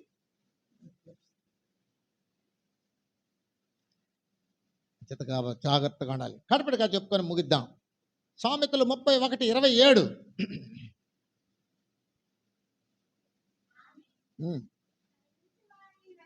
నడతలను బాగుగా కనిపెట్టును, పని చేయకుండా భోజనము చేయదు. హల్లెలూయా. హల్లెలూయా. ఈ మధ్యకాలంలో చేసిన ఇంట్లో పనికి కూడా కూలి ఆడతారు మొగుళ్ళు. కొడుకులు కూడా ఇంట్లో పని చేయట. మా నాయన అది చెప్పకూడదు, వదిలేదు. కొడుకులు కూడా ఆ పని చేయనంట, నాకు 50 ఇస్తే చేస్తా, లేకపోతే నేను చేయను అంటాడు. సంతోష్ కూడా అది చెప్తుంటాడు అప్పుడప్పుడు. అతను నాకు వినిపిస్తున్నది. దావీదు కూడా అంతే. నాయన పని చేయనంట, నాకు చికెన్ ఫ్రైడ్ రైస్ తీసి ఇస్తే చేస్తా, లేదంటే చేయను. ఇంకా అఖిల్ ఏమనేది ఏమి నిపస్తులు కాదు, ఇస్తే పోతా లేదంటే పోను. అది డిమాండ్ అన్నమాట. పని చేసేదానికి ముందుగానే లంచం ఇస్తేనే వాళ్ళు పని చేస్తారంట. నీ కుటుంబం కదా, నీ ఫ్యామిలీ కదా, నువ్వు అలా పని చేసుకుంటేనే కదా ఉమ్మడిగా అది ఓ ముద్ద అవుతుంది.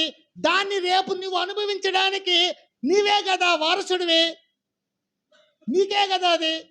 ఆ కోణంలో ఎందుకు ఆలోచన చేయడం లేదో? ఉన్నదా నువ్వు కొద్దిగా పెరుక్కోపోయి, మీ అన్న కొద్దిగా పెరుక్కోపోయి, అందరూ కొద్దిగా పెరుక్కొని తినేసినా ఇంకేమున్నదట? కరువే కరువు. దారిలో పోయే పిత్తల కాసులన్నీ అడిగేది, దాన్ని ఎక్కించుకునేది, డబ్బులంతా అయిపోయేది. హల్లెలూయా. నాకు రోజా పూలు అంటే భలే ఇష్టం. నాకు వర్క్ వేసిన గుడ్డలు అంటే భలే ఇష్టం. నాకు కోట్లు అంటే కోట్ అంటే అర్థం తెలుసా? ఎవరు వేసుకునేది? చెప్పండి, ఎవరా? అది డబ్బు ఉండాలి, జస్ట్ అట్ట వేసుకుంటారు, వేస్తాడు. అదే 24 గంటలు వేసుకొని తిరుగా, సాయంత్రం వరకు ఒక రోజు కోట్ వేసుకొని తిరుగు. నీ పని పట్టిస్తుంది ఆ కోటు. ఏమిరా నన్ను ఊరికే వేసుకుంటున్నావా? ఏమనుకున్నావు? నా కెపాసిటీ ఏంది, నేనేంది అంటుంది అది. ఊరికి అట్ట వేసుకుంటారా? అట్ట అంటారా? కుక్క కాడ తీసాడు పక్కన ఉతకుతుండారో లేదో దాన్ని, అది ఉతికితే ఆరేదానికి కూడా ఒక వారం పడుతుంది. హల్లెలూయా. మీరు చేసే వాటిలన్నింటిలో తప్పు ఉండదని నేను చెప్తున్నానని మీరు తప్పుగా అనుకోబాకండి. ఇక్కడ ఉన్న విషయాన్ని మీరు మెయింటైన్ చేసి గొప్పవాళ్ళు అవ్వాలంటే, మంచిగా దేవుళ్ళు నిలబడాలంటే, పవిత్రంగా ఉండాలంటే అదే మెయింటెనెన్స్, కరెక్ట్గా ఉండాలి. కాబట్టి పని చేయకుండా భోజనం చేయదామే ఎట్లా మెయింటైన్ చేస్తుంది చూడామే. కొంతమంది భోజనమే చేయరులే, వాళ్ళు వేరు. వాళ్ళు అన్నాలే వండరు, కూరలే వండరు, 10 రూపాయల సాంబార్లు. ఏంది ఆ డాని వాళ్ళ ఇంటి పక్కన ఉంటుంది, ఏందిదా కర్రీస్ పాయింట్ అట్ట. ఏందిదా కర్రీస్ పాయింట్ కాదు, కరగ తీసే పాయింట్. నీ డబ్బును కరగ తీసే పాయింట్. వేసారు అనుకో మసాలా, నీ ముక్కులంతా మసాలా ఎక్కిపోయా, వెంటనే డబ్బులు ఇచ్చేస్తే చేస్తా. అది ఏమైపోతుంది? హల్లెలూయా. ఇండ్లల్లో కొంతమంది ఇండ్లల్లో జోసఫ్ కూరలు వండేదే వదిలేసినారు, గ్యాస్ మిగిల్చుకుంటున్నారు.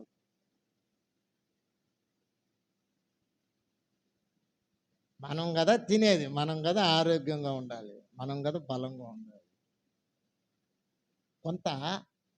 కొంచెం కలిగిన వాళ్ళు, కొంత అదర్ క్యాస్ట్గా ఉండేవాళ్ళు, వాళ్ళు ఏం చేస్తారంటే కాయగూరలు కూడా వాళ్ళే పండించుకుంటారు.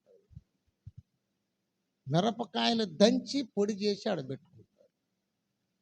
అంతా నేచురల్ ఫుడ్, ప్రకృతి సంబంధమైన ఆహార దినుసులను వాళ్ళు ఉపయోగించి ఆరోగ్యాన్ని సంపాదించుకుంటారు.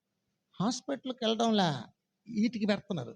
మనం ఏం చేస్తుంటే వీటి డబ్బు అంతా అట్టపెట్టి హాస్పిటల్కి వెళ్తాం. వాళ్ళు అలా పోయేదాన్ని ఇలా పెట్టి కొంత సేవ్ చేసుకుంటున్నారు.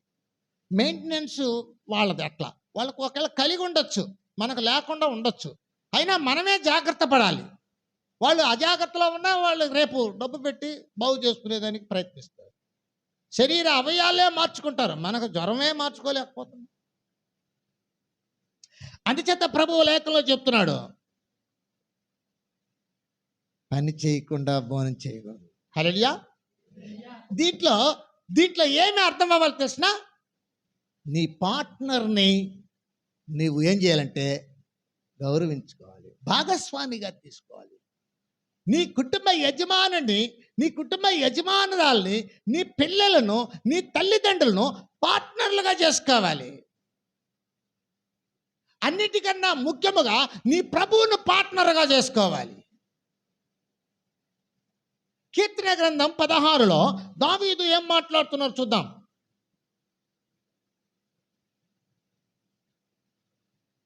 5వ వచనం. నా స్వాస్థ్య భాగము, నా పానీయ భాగము, నీవే నా భాగమును కాపాడుచున్నావు. హల్లెలూయా. దేవుణ్ణి భాగస్థుడిగా చేసుకుంటున్నాడు. నీ ఫ్యామిలీ మ్యాటర్లో మెయింటెనెన్స్కి నీ దేవుణ్ణి పార్ట్నర్గా పెట్టుకోవాలి. నీ దేవుడిచ్చే సలహాలను గౌరవాధ్యక్షుడిగా పెట్టుకో. నువ్వే అధ్యక్షుడు అనుకో, కానీ ఆయన్ని గౌరవాధ్యక్షుడిగా పెట్టుకో. ఆయన ఇచ్చే సలహాలతోనే నువ్వు చేయాలి. రాజరికం చేసేది, యుద్ధాలు చేసేది, మరి యుద్ధాలు గెలిచేది, అన్ని వచ్చిన పన్ను వసూలు చేసేది మొత్తం రాజుదే. అయితే ఆ రాజుకు ఒక గురువు ఉంటాడు, ఆయనే యాజకుడు. యాజకుడు చెప్పిందే చేస్తాడు. అలాగున నీకు ప్రధాన యాజకుడు నీ యేసయ్య. యేసయ్యను నీ పార్ట్నర్గా చేసుకోవాలి. నీ ఫ్యామిలీ మెయింటెనెన్స్కు పార్ట్నర్గా పెట్టుకోవాలి. నీ కుటుంబంలో భార్యను కావచ్చు, నీ కుటుంబంలో తల్లిదండ్రులు కావచ్చు, నీ బిడ్డలను కావచ్చు, నీ భర్తను కావచ్చు, తప్పనిసరిగా పార్ట్నర్లుగా ఉంచుకోవాలి. అలా లేదంటే కొన్ని ఇళ్లలో పురుషులు పార్ట్నర్గా ఉండరు. తినేసి ఉన్నదాన్ని కూడా ఎత్తుకొని వెళ్ళిపోయి పాడు చేసేస్తుంది. ఇంకెక్కడ ఆ కుటుంబంలో ఉంటుంది. కొన్ని కుటుంబంలో భార్య చెప్తుంది, నాకు బంగారు తీసిస్తేనే నేను ఒప్పుకుంటానంటది. బంగారు అంటే ఏంటంటే టెఫ్టింగ్, పార్టీకి సగానికి సగం వేరే వాళ్ళకి వెళ్ళిపోతుంది. వీళ్ళకి దేని మీద ఆసక్తో, వీళ్ళకి దేని మీద ఆసక్తో, అట్లాగా ఎవరికి తగినట్టుగా వాళ్ళకి తగినట్టుగా ఆ వచ్చిన ఆదాయాన్ని ఖర్చు పెట్టేసినప్పుడు, పార్ట్నర్షిప్ సరిగ్గా లేనప్పుడు ఆ వ్యాపారం దివాలా తీసేస్తుంది. అవునా కదా? అలాగే ఫ్యామిలీ మ్యాటర్ కూడా పార్ట్నర్ కరెక్ట్గా ఉండాలి. పని చేయకుండా భోంచేయదు. తన చేతులతో ఏం తిప్పుతుందట, వడుకుతుందట. ఏం వడుకుతుందో చూడండి, అక్కడ ఆమె గురించి చెప్పబడింది. సామెతలు 31.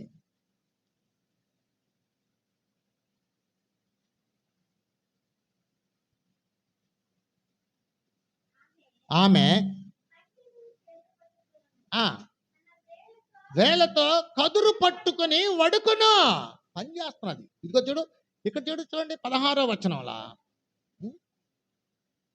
15వ వచనంలా, ఆమె చీకటితోనే లేచి తన ఇంటి వారికి భోజనము సిద్ధపరచును, తన పనికత్తెలకు భత్యము ఏర్పాటు చేయును. పార్ట్నర్ ఎట్లుండాలి? ఏం పని చేయలేను, నా వల్ల కాదు. ఈయన పోయే స్టవ్ కడ ఏం చేస్తాడా, ఈయన కుక్కరుగా చేసుకుంటాడు. సరే, ఆ పని ఏం చేసినాడు.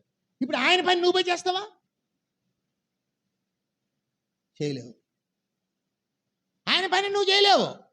నీ పని నువ్వు చేయకపోయినా ఆయన చేస్తాడు, నీకు పార్ట్నర్గా ఉండి వచ్చి చేస్తాడు. అయ్యో భార్య కదా అనేసి. ఆయన పని నువ్వు పోయి చేయగలుగుతావా? చేయలేవు. పార్ట్నర్షిప్ అనేది బాగుండాలి. భాగస్వామ్యం, కుటుంబ జీవితంలో భాగస్వామిగా ఉన్న వ్యక్తులు చక్కగా ఉండాలి. 2 ఎద్దులు కరెక్ట్గా లాగాలి.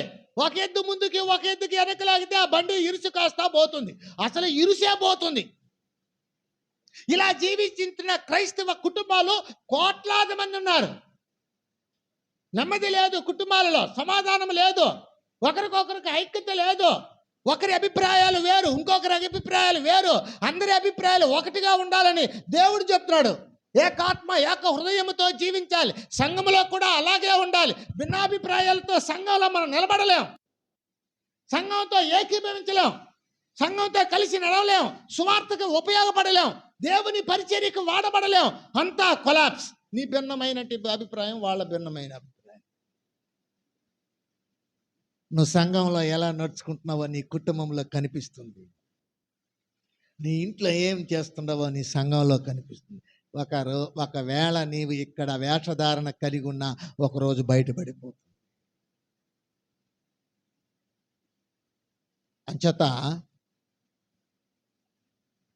నీ పార్ట్నర్ కరెక్ట్గా ఉండాలి, మంచి పార్ట్నర్గా ఉండాలి. లైఫ్ పార్ట్నర్ చాలా చక్కగా కలిసి నీతో పని చేయాలి. అప్పుడే నువ్వు పరిశుద్ధంగా ఉంటావు. నీ భర్త దొంగిలించి తీసుకొని వచ్చిస్తే నువ్వు తీసుకోకూడదు. నీ భార్య వారి తల్లి కుటుంబంలోంచి ఊరక తెచ్చిస్తే నువ్వు తీసుకోకూడదు. నీకు విలువ ఉండదు, నిన్ను గౌరవించరు. నీకు అర్థం అవ్వాలి మ్యాటరు. నీ కష్టంతో నీ యొక్క దేవుని యొక్క సహాయంతో నువ్వు చేసుకునే ప్రణాళికలతో నువ్వు సంపాదించి నీవే ఒక పేదవాళ్ళకి ఉపయోగపడేటట్టుగా ఉండాలి. నీ భార్య నిన్ను ప్రేమించేదిగా ఉండాలి. నీ భర్త నిన్ను ఆదరించే వ్యక్తిగా ఉండాలి. నీ పిల్లలు నిన్ను ఘనపరిచే వ్యక్తులుగా ఉండాలి. నీ తల్లిదండ్రులు నిన్ను సంరక్షించే వ్యక్తులుగా ఉండాలి. ఈ నాలుగిట్లో ఎక్కడ లోపం వచ్చినా మెయింటెనెన్స్ లోపం వచ్చింది కాబట్టి కరువు తప్పకుండా వస్తుంది.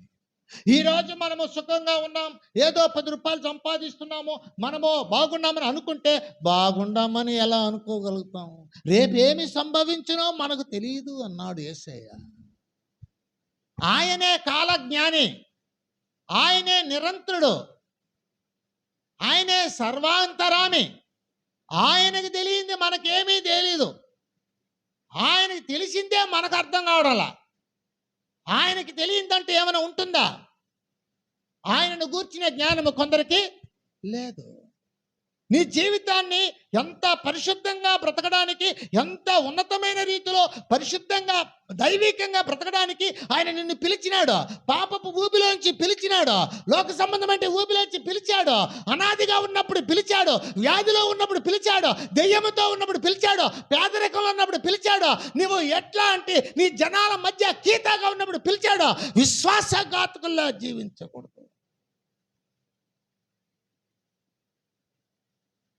ఆయన కన్నా నీకు మేలు చేయగలిగే దగిన వారు ఎవరు లేదు. మన అమ్మోళ్ళు ఉంటారు, వెళ్ళిపోతారు. పురుషులు ఉంటారు, వెళ్ళిపోతారు. భార్యలు ఉంటారు, వెళ్ళిపోతారు. పిల్లలు ఉంటారు, వెళ్ళిపోతారు. అమ్మ నాన్న వెళ్ళిపోతారు. ఎప్పుడు ఉండేది ఆయనే. నువ్వు ఉండేంత వరకు నీకు ఉండగలిగే ఆయనే. అందుచేత ప్రభు వాక్యం చెప్పబడుతుంది, భార్య భర్తలు ఇద్దరు దేవుని పార్ట్నర్గా చేసుకొని కాపురాన్ని నడిపించుకోవాలి. అందుకే 3 పేటల తాడు త్వరగా తెగిపోదు. 3 ముళ్ళు ఎందుకు వేస్తారంటే, ఒక ముడి భర్త, ఒక ముడి భార్య, 3వ ముడి యేసయ్య. యేసయ్య మధ్యలో ఉంటాడు. నువ్వు ఇట్టలాగినా అట్టలాగినా ముడి ఇప్పలేవు. యేసయ్య అంటే వాక్యం. వాక్యాన్ని నీ హృదయంలో పెట్టుకో, నీ కుటుంబంలో పెట్టుకో, ఫైన్గా ఉంటావు. నిన్నెవరు ఏం చేయలేరు, నిన్ను కొట్టే చెయ్యలేదో. దేవుని ప్రణాళికలతో బ్రతకాలి. నువ్వే ఒకరికి దానం చేయగలుగుతావు, నువ్వే ఒకరికి సహాయపడగలుగుతావు. నీ ద్వారా దేవుని నామం మహిమపరచబడుతుంది. నువ్వు దేవునికి సాక్షిగా ఉంటావు. నీ పిల్లలు 3-4 తరముల వరకు దేవుని పేరు చెప్పుకుంటూ ఉంటారు నీ ఒక్కడి వల్ల. తర్వాత వాళ్ళ వల్ల వాళ్ళ పిల్లలు 3-4 తరాలు, వాళ్ళ పిల్లల వల్ల వాళ్ళు 3-4 తరాలు. ఇలా నీ వంశము, నీ పేరు క్రీస్తు నామంలో జీవించినంటే నీ వంశ పారంపర్యము అంతా కూడా దీవెనకరంగానే ఉంటుంది. చేత ప్రభు వాక్యంలో చెప్తున్నాడు, నీ గృహ నిర్వాహకత్వపు పనిలో నువ్వు అభివృద్ధి చెందాలంటే ఈ ప్రణాళికలతో వెళ్ళాలి. ఇదిగో చూడండి, మరొక మాట చెప్పుకొని ముగిచ్చేద్దాం. సామెతలు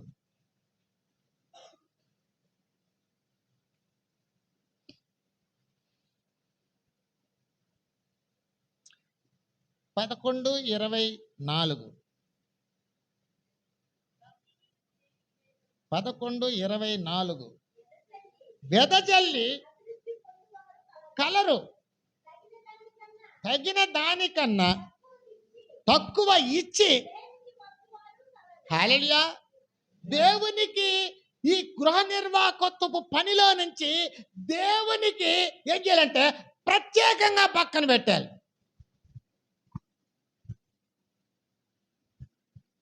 హల్లెలూయా, హల్లెలూయా. మీకు ఒక విధం చెప్పేసి నేను ముగిచ్చేద్దాం. ప్రతి ఫ్యాక్టరీలోకి వెళ్ళండి, ప్రతి షాపులోకి వెళ్ళండి, పెద్ద పెద్ద షాపుల్లోకి, పెద్ద పెద్ద అంగుళ్ళలోకి. చిన్న చిన్నవి ఉన్నాయో లేదో తెలియదు. వాళ్ళకందరికీ ఏముంటుందంటే, వాళ్ళు కొంత సొమ్మును దేవుని పని కొరకు కేటాయించేస్తారు. ప్రతి సంవత్సరం కొంత డబ్బు దేవుని పనికి. ఎవరైనా దేవుడి కార్యం అంటే వాళ్ళు దేవునికి అని ఇచ్చేసి ఇచ్చేస్తారు. ప్రతి ఫ్యాక్టరీ వాళ్ళు, ప్రతి షాప్ వాళ్ళు, పెద్ద పెద్ద షాపులు ఉంటాయి, వాళ్ళతో ట్రస్ట్ లాగా ఉంటుందన్నమాట. దాంట్లో కొంత సొమ్ము దేవుని కార్యాలు, దైవ కార్యానికి అని పెట్టేస్తారు. అలా వాళ్ళు ధనవంతులు కదా అని అనుకోకు. వాళ్ళు ఎంత పెడితే నీవు ఫ్యామిలీ కాబట్టి నీ ఫ్యామిలీ అంటే దేవుని కార్యం, దేవుని కార్యం, దేవుని కార్యం. నీ కష్టార్జితంలో వచ్చి దేవుణ్ణి పార్ట్నర్గా చేసుకోవాలంటే దేవుని కార్యానికి నువ్వు ఉపయోగపడాలి.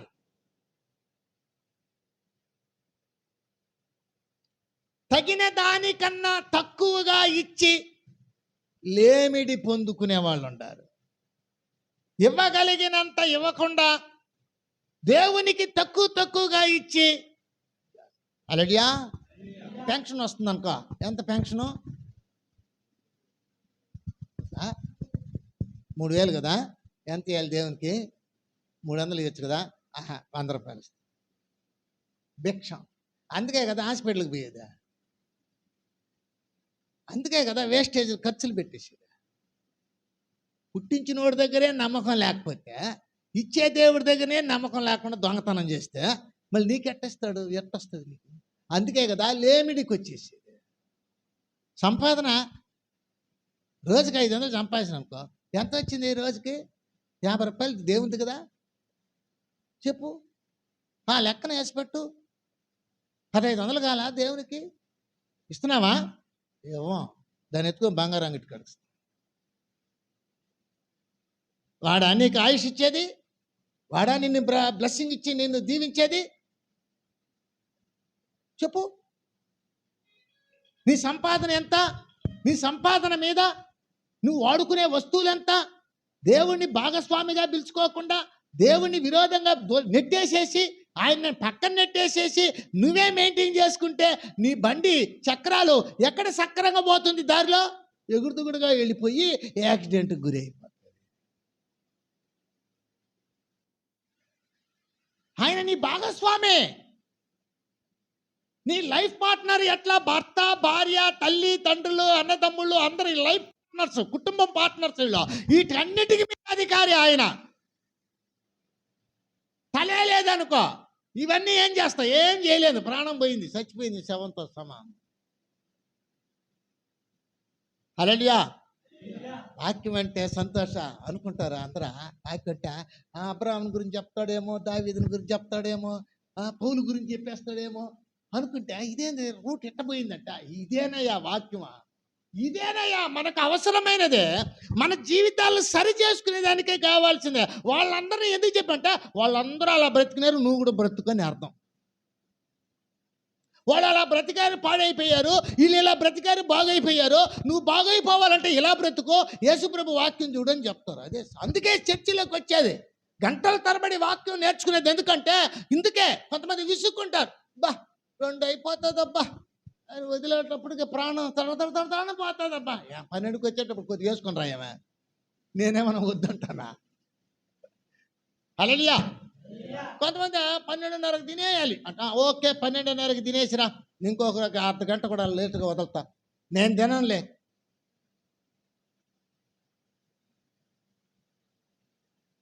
మొన్న పోయింది చూడు ఒక పండగ. ఏం పండగ? పెద్దవాళ్ళ పండగ. ఉపవాసాలతో ఉంటారు, 3 గెలగ పెట్టుకుంటారు పొంగలు. అంతవరకు ఉపవాసం ఉంటారు. వాళ్ళు పెట్టలేదా? మీకు కరెక్ట్ టైం పెట్టినా ఏంటే, ఉదయాన్నే 9 గంటలకు టిఫిన్ చేసేయండి, మధ్యాహ్నం 12 గంటలకి సర్రని 12 గంటలకు తినేయండి, 12:10కి అంతా వచ్చేయండి. చూడు, నేను 2 గంటలకు వెళ్తా, మీరు 11 గంటలకు వచ్చినారనుకో, నేను 1 గంటకు వదిలేస్తాను. మీరు 12:30కి వచ్చినారనుకో, 12 గంటలకు వచ్చినారు, నేను 2 గంటలకు వెళ్తా. నేను తిన్నా, మీరు తినేసిరండి. మీరు బలంగా ఉండాలి వినేదానికి. సంఘములో ఆత్మ చెప్పుచున్న మాట చెవిగలవాడు వినుగాక. హల్లెలూయా. చెప్పేవాడే నీరసించిపోలేదు, కూర్చొని జమ్మని వినాలి. పాటలో నీళ్ళు పెట్టుకో, తింటా ఉండు. నువ్వు కావాలంటే బిస్కెట్ కూడా తింటావు, నేనేం పట్టించుకోను దాని గురించి.